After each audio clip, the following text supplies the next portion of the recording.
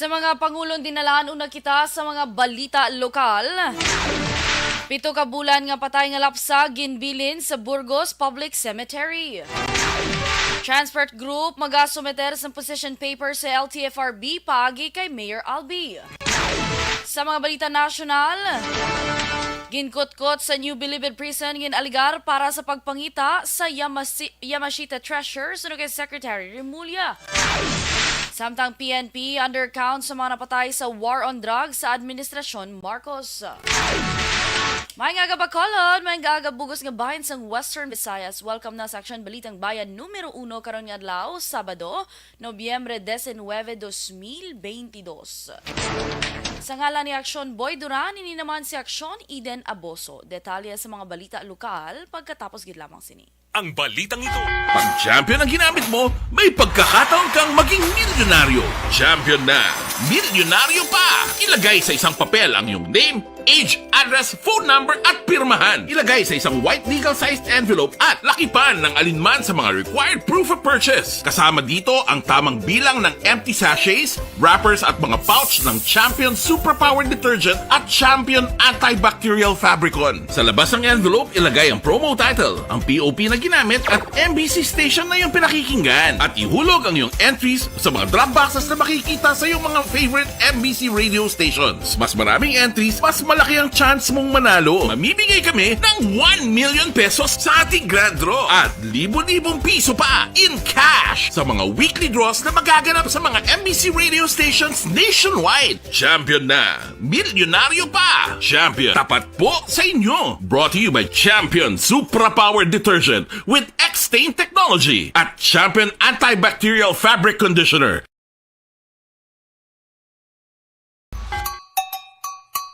Puwerte nga ability! Kasaysayan nga gipadala sang atong mga tagpalamati sa matag adlaw nga pagpangabuhi. Suno sa ila abilidad kag kun anuman nga mga diskarte nga mabuhi, maayo man o kun hindi. Ang tawo may abilidad. Kung imo inisaksihan kag panilagan ang ability, duna kag yara nga daan sa halos tanan. Kung ano man ang imo abilidad o kung diskarte sa kabuhi, magpamati sini nga palatuntunan kay mahimo ang imo abilidad kag diskarte, hindi na makapaayo sa sinuman kag inihalit na nga imo pagahinulsulan. Puwerte nga ability, kada hapon pagkatapos ng drama, Timbangan sang Katarungan.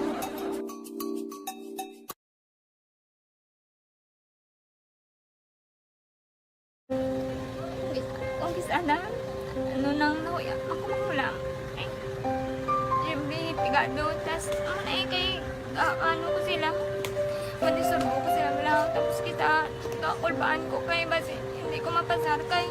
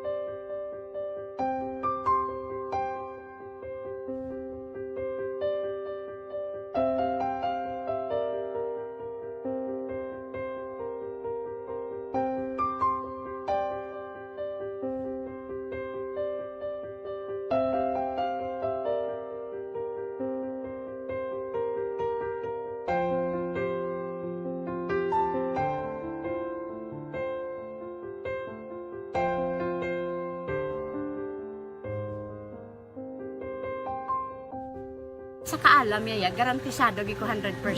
Pero ang kapigaduhon, ang maginanggaduso, nga do, hindi yagin matuman ang handog niya. Pero permedi siya, gaano sa inyo? Ang permigid siya, kaya hinablos ko siya. Pero bali, hindi man ko kabulig siya financially.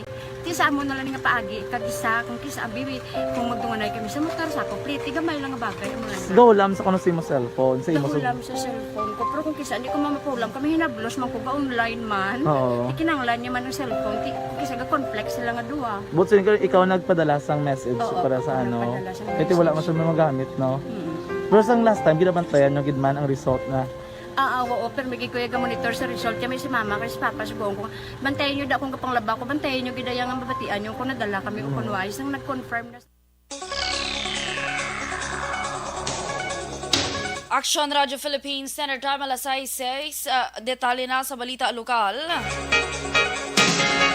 Isa ka 7 ka bulan nga lapsag ang ginbilin sa Burgos Public Cemetery, siyudad sa Bacolod. Ginpahayag ni Jenny Aler, isa ka Posto Security Officer sa Burgos Cemetery. Last 3:27 sang hapon kagapon Biyernes na nagsulod kag nag-log-in sa logbook ang isa ka babae nga siya certain Lovely nga ginaligar nagbilin sa isa ka lapsag sa nasambit ka patio. Sunod kay Aler, may dala nga Tupperware kag kandila si Lovely kag ginaligar nga magabisita lamang. Palayag ni Aler na si alias Lovely nagapamalhas na ini, wala na dala sang Tupperware kag hinay na ang tono sang tingog sa pagsabat sang iningin pamangkot sa security office. Rason nga nagdesisyon si Aler nga libuto ng mga pansyon bangon nagduda ini sa akto sang babaye. Sunod kay Aler, nasapwan nilang Tupperware sa katilingban nga bahin sang patio nga nagatungtong lang sa babaw sang duta. Gani ginbuksan nilang suludlan kag didto nakita ang patay nga lapsag ginabulubanta yara pa lang sa 7 ka bulan. Dugang pa ni Aler nga ginigagaw pa nila pangita si Lovely apang wala na ini nakitaan. Sa piyak nga bahin ginbulgar ni Susibil Ombion manog paninlo sang patyos nga nagpakilala pa si alias Lovely nga taga-Hinubaan apang suno kay Ombion nga wala man ini tono nga hinubaanon. Ginapadesisyon na sa Bacolod City Police Station 4 kag Barangay Villamonte LGU ang lapsag sa pare. O kung ginpabendisyon na sa Bacolod City Police Station 4 kag Barangay Villamonte LGU ang lapsag sa pare antes man nga ginlubong. May persons of interest na ang kapulisan sa Banwasang Ilog sa natabo nga paglampo sa ulo kag pagkawat sa mga rahas sa manunudlo nga si Bernadette Mesahon, 29 anyos, ang Procmon Gavilla, Barangay Manalad, Banwasang Ilog.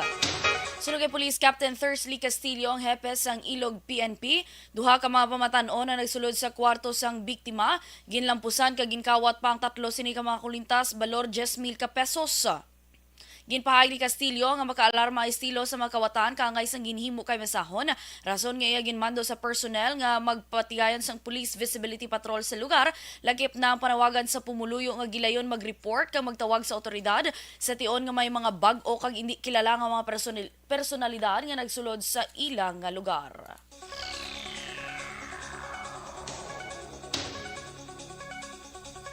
Sa iban pa nga balita lokal, hugot naman nga ginabantayan sa mga miyembro ng 603rd Maritime Police Station ang pila ka mga mananagat nga nagapangisda sa bisinidad sa Southern Negros nga padayon sa pagpanghuwa sang 5 ka klase sang isda nga ginadumili sa panahon sang closed season.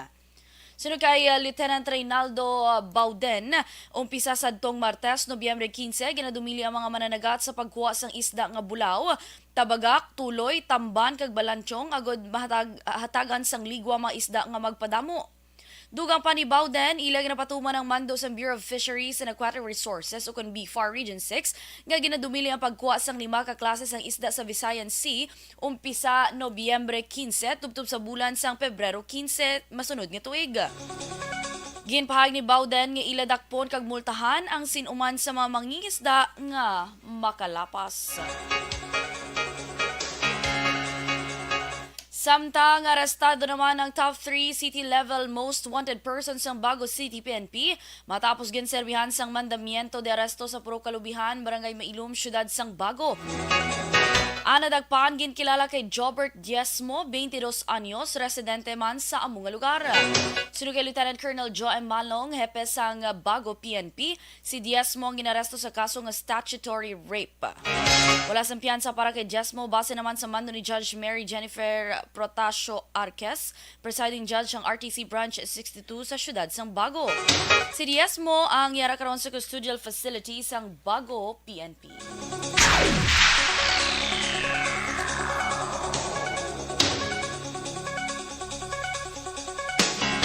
Ginaprepara naman sa Philippine Drug Enforcement Agency Negros Occidental ang pila ka mga barangay sa probinsya para sa Regional Oversight Committee deliberation sa katapusan sa Nobyembre.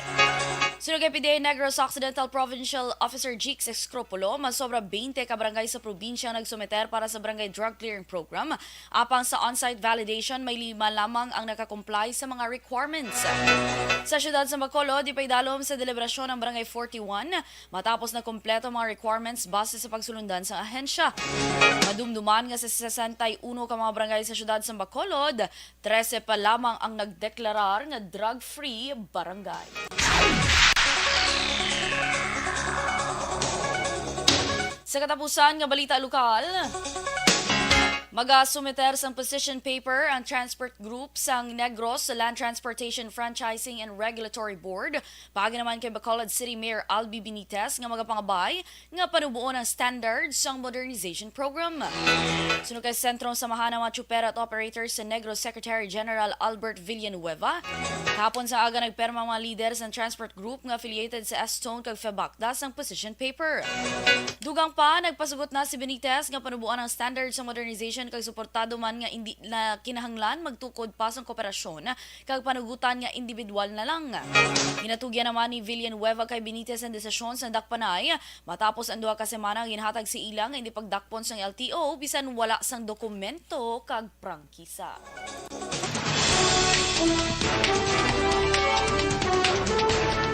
Aksyon Radio Philippines Standard Time alas 6:12.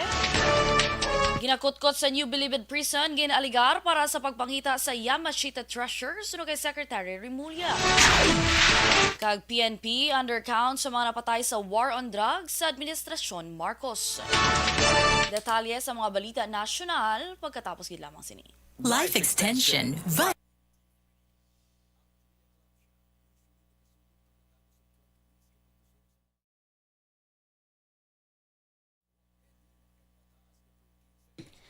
Yes, good morning naman sa atin sa Niwa Aksyon. Happy weekend! Good morning, Danay, kay Utol Villanueva. Good morning. Kay Martin Aliling. Magandang umaga po. Thank you so much. Good morning, man. Ma'am Ana Sinora, of course, dira sa Mayla Carlota City. Hello, good morning. Rosemary Valuis, good morning. Kay Joy Ann Ogdamen, good morning! Greet nilang ko ng happy 3rd birthday sa baby nila nga si William Yuhan Pastera. Happy 3rd birthday, William Yuhan Pastera. Happy birthday to you. Na ako birthday kay naka-red. Kay Dennis Richard Tibor Roma, hello, good morning. Buong sambayanan ko na na all. Kag sa tanan dira ang mga taga San Enrique, hello, good morning. Ma'am Vanessa Mayo, happy Friday. Thank you, Lord, nga nakaabot na kon sisi and me sa New Zealand. Wow, safe and sound. Sana all. Sana ko yaman. Buwas guro. Ay para pagka Tuesday, makabalik ko na yun. Grabe ba? Sending love, happy weekend. Thank you so much, Ma'am Van and Doc Matt Mayo dira sa may Minnesota. Ma'am Jinky Delagdon, of course. Hello, good morning. Rachel Evangelista, good morning. Thank you so much. Sa Guam. Kay Ray Flores Baryoga, hello, good morning. Kag sa tanan dira nga mga taga Banwa sang DSB, kag sa mga EFC Fans Club tagale. Hello, good morning dira sa inyo. Namesha Roques, good morning. Watching from Barangay Tangub. Thank you so much. Sa mga taga-barangay Tangub dira, may aga sa inyo. Janelo Sanzino, good morning. Thank you, kid. Edsel Alba, may aga nagapamati ko no, si Edsel Alba, kag si J. Lord Sarvida. Hello, thank you so much. Mga action, please do like, share, and follow ang aton sininga Facebook page. Subong man naton sininga YouTube account, Twitter account, Instagram account, TikTok account. Ang website natin, pwede nyo man ma-visit for more news and information. Uy, sa aton sininga ka-action, gali sa mga nagapamangko, 36 days to go before Christmas Day, kag 43 days before New Year's Day. Ready na bala? For sure, iba nagapangita na ni sa ilang mga costumes para sa Christmas party, kaya tinigalog-galog na sa mga restriction. For sure, ang mga company subong nagapreparar na para sa ilang Christmas party. Damo naman yung mga bonuses. Di ba kita da? Ara, ako na lang masabat kay wala mo ko di partner subong. Wala ko di partner subong kay sige lang, ba ilan siya? Papawaya man sa Aksyon Boy. Alright! Kay Maninoy ko dira Juan Bolgalio, kag kay Maninay Alma dira sa may Las Vegas. Hello, good morning. Maninoy ko Ruben Tampos, gali Sir Joseph Danoy sa LTO Cadiz. May agaman kay Maninoy ko Bob, wala na apelyido sa liwat kay man. Kabalo na siya kung wala ko na ginabutangan apelyido, no? Sa kay Athea Kim Erimana na sa Badudo, absent si Ating din si Ating man. Kay Ma'am Lilian Bermudez. Hello, Ma'am Lilian Bermudez. Good morning, dira sa imo. Alright. Correct. Sa aton sining mga ka-aksyon, no? Keep your comments coming. Comment lang kamo dira. Kag wala na may ka-send stars, ha? Ba't ko pwede ka-send stars? Kay Jeremy Canieda, good morning. Great ko nila papa, kagapang ulit, aga pa. Sa kay Baby Jerome, kag kay Manang Janelle, nga gakatulog pa. Ay papa, patuluga sila dahil. Happy weekend sa inyo, Ma'am Jeremy Canieda. Sir Binong 70, good morning sa imo. Colonel Gail, good morning man. Dennis Richard Tiboroma, bangsless, partnerless, sleeveless. Kasabad wala si imo, Dennis. Kadamo, agad sa imo nga mapuna. Bangsless, partnerless, true to life, kag sleeveless. Sige lang kay Saturday, dress down kita, no? Kay Ma'am Evelyn Nepomuceno, good morning. Have a nice weekend man ko, no? Alright. Ginatan ako din bag-una mo ng computer kasi hindi pa ko kabalo kung paano ko siya ma-define nga makabalik na, no? Charot lang. Good morning sa liwat kaya perfect. May mga message sa ako, no? Message tapos hindi magpag-greet, ano naman? Is watching lang ko, no? Thank you so much. And of course, greet ko lang happy birthday, Cookie. Sa akon nga doggy. I love you, Cookie. First birthday. Alright. Good morning man kay Cecil Beck. Good morning, ma'am ko na. Salamat sa imo. Oh, very good ang mga nagapamati subong. Pero si Ating wala. Or ara lang guro sige digad ka pamati. Ma'am Georgia Gargarsiran, of course, good morning. Ma'am Cory Vidaha, dudugay na kami wala kakuha ni Ma'am Cory Vidaha. Kamusta si Ma'am Cory? Ma'am Christine Menyes Villalobos, hello, good morning. Kay Romeo Baroba Jr., good morning from Manapla. Greet niya lang misis niya nga si Bebeng. Hello dira sa mga taga Manapla. Alright, standby na sa aton sini nga Balita National.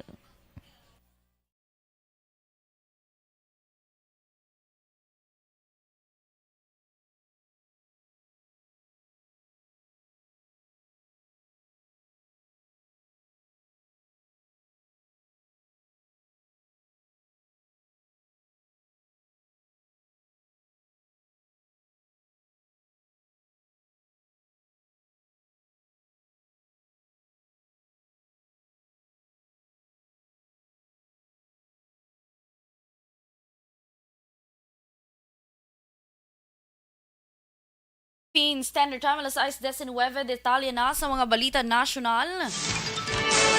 Ginbulgar ni Justice Secretary Jesus Crispin Remulla nga ginpahayag sa iya sadto ni suspended Bureau of Corrections Chief Gerald Bantag nga pagpangita sa iya Mashita Treasure ang tuyo sa pagkutkot sa New Bilibid Prison. Sunod kay Remulla, ginpahayag sa iya ini ni Bantag sa tuong Agosto kung Setyembre kag para sa Tiglikom makahalamot ang ginhimo nga pagkutkot. Sangin pangayuan komento ang abogado ni Bantag angot sa alegasyon ni Remulla, ginpahayag ni Attorney Thomas Balisong nga wala pa niya nakaistorya iya kliyente angot diri. Sa madumduman, una ginpahayag ni Bantag nga luyag niya magpahimo sang madalom nga swimming pool tungod luyag nga sinimahanas ang diving sa NBP para sa security. Ginpakamaayo naman ni Justice Secretary Jesus Crispin Remulla nga hindi pagsabto ng hangkat ni Bureau of Corrections Chief Gerald Bantag nga magpanaog siya sa pwesto. Ining una nga kay gayunan nga nagpagawa sa statement si Remulla matapos ginhangkat ni Bantag. Madumduman gintawag ni bantag seremulya nga butigon kag ginakusahan nga gintuyo siya nga pahipuson may kang tanan sa kamatayon sang radio commentator nga si Percy Lapid kag sa ginatudlo nga middleman nga si June Villamor. May angon naman sa pahay ni bantag nga magasungka lamang ini kung magparawag sa pwesto si Remulya kag ginpahayag sang tiglikom nga depende na sa suspended Bucor chief kung ano ang iyang desisyon. Sa dugang pang balita nasyonal, ginpahayag naman sa Human Rights Watch nga undercounting ang Philippine National Police sa kadamuon sang napatay sa anti-illegal drug operations. Umpisa sang nagpungko bilang presidente si Ferdinand Bongbong Marcos Jr. Sa statement, ginpahayag ni HRW Deputy Asia Director Phil Robertson nga base sa records ng University of the Philippines Third World Studies Center, may 127 na nga napatay umpisa Hulyo 1 tubtub Nobyembre 7, kundiin mas damoy kumparar sa 47 nga 46 nga ginreport sang PNP. Sa damlag lang nga forum ginpahayag ni PNP Chief General Rodolfo Arzurin Jr. nga 46 ka drug suspects ang napatay sa 18,500 ka police operations nga ilagin patagayon sa administrasyon Marcos. Madumduman nagligad nga bulan sang Setyembre, ginpahayag ni Marcos nga luyag niya mag-focus sa rehabilitasyon apang hindi magkita sang grupo nga magahimo sang tikang ang otoridad agod masunod ini. Gintanyag naman sa karon ni Chinese President Xi Jinping ang friendly constellations sa tunggal sa Pilipinas kag China angod sa pagtalakay sa issues ng South China Sea. Si Xi ang naka-bilateral talk kay Presidente Ferdinand Marcos Jr. sa sideline sa pagsinapol sang Asia-Pacific Economic Cooperation at APEC Economic Leaders sa Bangkok, Thailand. Magluwa sa friendly consultations, inadusok man ni Xi nga ipabilin ang strategic independence, ipangibabaw ang katawhay, manginbukas sa anuman nga opinyon, kag ipabilin ang regional cooperation. Sunod kay Xi, kinahanglan magbuligay ang China kag Pilipinas agod hindi magpangibabaw ang unilateralism kag acts of bullying, subong man maamligan kag mapabilin ang maayo nga pagtamdanay. Bilang sabat, gain pa siguro naman ni Marcos nga handa ang Pilipinas sa anuman nga konsultasyon sa China, agod makapangita sa solusyon, agod magpatemprano ang joint exploration of maritime oil kag gas resources. Sa dugang pa nga mga balita nasyonal, ginsumiter na ang proposed nga 193 milyones pesos nga budget sa National Commission on Senior Citizens. Ginakabalak-an ni Senator Coco Pimentel nga ginkopya sa Department of Social Welfare and Development ang paghatag sa benepisyo sa NCSC sa mga senior citizens. Sunod kay Marcos, hindi madasig kag madali ang paghatag sa benepisyo sa mga senior citizens. Naibaluan na tukod ang NCSC paagi naman sa Republic Act No. 11350.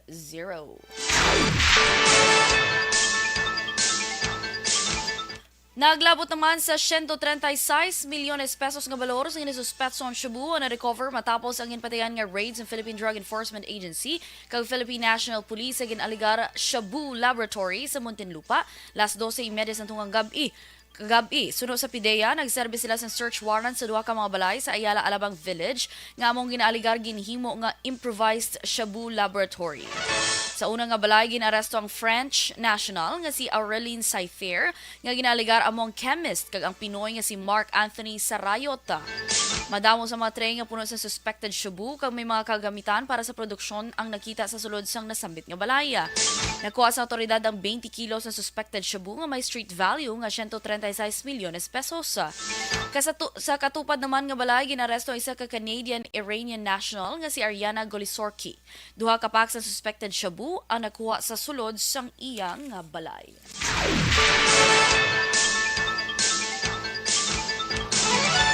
Ginkumpirmar naman ni City Disaster Reduction Management Office Officer Carlito Alcaraz nga 5 ka persona ang napatay sa sunog nga natabo sa fireworks factory sa syudad sang Calamba, Laguna.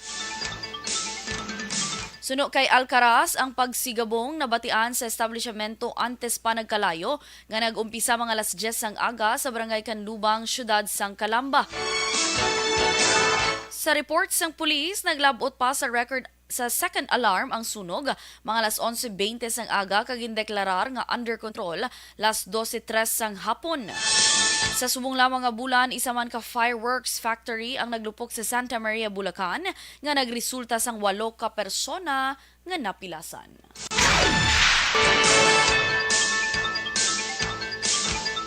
Sa katapusan nga balita national, nagpagawa naman sang guidelines ang Bureau of Internal Revenue para sa implementasyon sang vape law nga nagtalana sang floor price ang heated vapor kag iban pa nga electronic cigarettes. Sa Revenue Regulations number 14-2022 nga mo ang implementing rules and regulations para sa Republic Act number 1190 ukon ang Vaporized Nicotine and Non-Nicotine Products Regulation Act. Base sa BRR regulations, ang 0.7 milliliters nga pod sang nicotine ang nagabalor sang masobra 130 pesos, samtang ang minimum price naman para sa 1.8 ml ang balor 306 pesos, samtang 318 pesos naman ang 1.9 ml nicotine salts. Samtang ang floor price sang 15 ml button para sa conventional freebase nicotine ang balor 207 pesos kag 352 pesos naman sa 30 ml sang classic nicotine. Suno kay BIR East NCR Director Edgar Tolentino, ang bago nga guidelines ang magabulig sa ekonomiya sang Pilipinas kag makasiguro sa ikayong lawas sa mga menor de edad nga mga Pinoy.